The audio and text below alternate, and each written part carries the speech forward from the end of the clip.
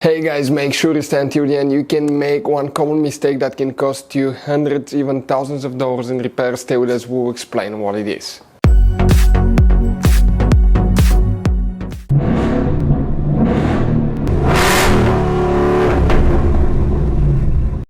Hey guys, welcome back to Free Car Repair. Thank you guys for watching and subscribing to the channel. Today will be super helpful video to any of you having a Toyota Corolla, that generation here from year 2013 to year 2019. If you have one of those, if you need to find where the TPMS light fuses are located, where you can find them, what else controls the system, where you can buy cheap parts and tools, that way do not waste money and time. Why it's always a good idea guys to test fuses and relays, all that will be covered absolutely free for your convenience. Make sure to stay until the end.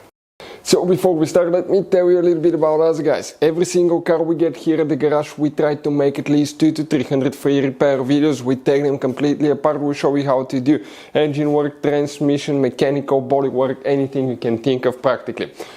On this channel specifically, we'll be making at least 150 to 200 videos about that Toyota Corolla, that generation guys. If you have one of those, we'll be making a video for every single fuse, every single relay. Let's say you're in the middle of nowhere, your car does not want to start, you can, and you find out that the fuel pump is bad, you're not getting fuel, you can just search for fuel pump relay, fuel pump fuse really quickly, watch the video, spend a minute or two, replace it, you're back on the road, because the writings on the fuse boxes are very vague and most people will not even know what they mean. So we'll be making videos about every possible fuse and relay in that Toyota Corolla. So let's start on it now.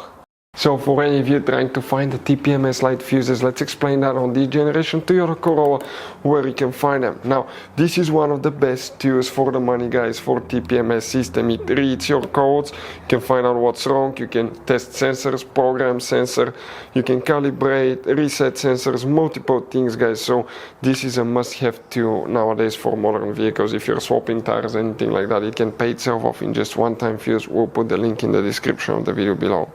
Now, even though you have multiple fuse boxes in that Toyota Corolla, for instance, you have one here. If you remove that cover, that's the main engine fuse box. Okay, it looks like this one. But quickly, guys, just before we continue, let's explain why it's always a good idea to test fuses and relays.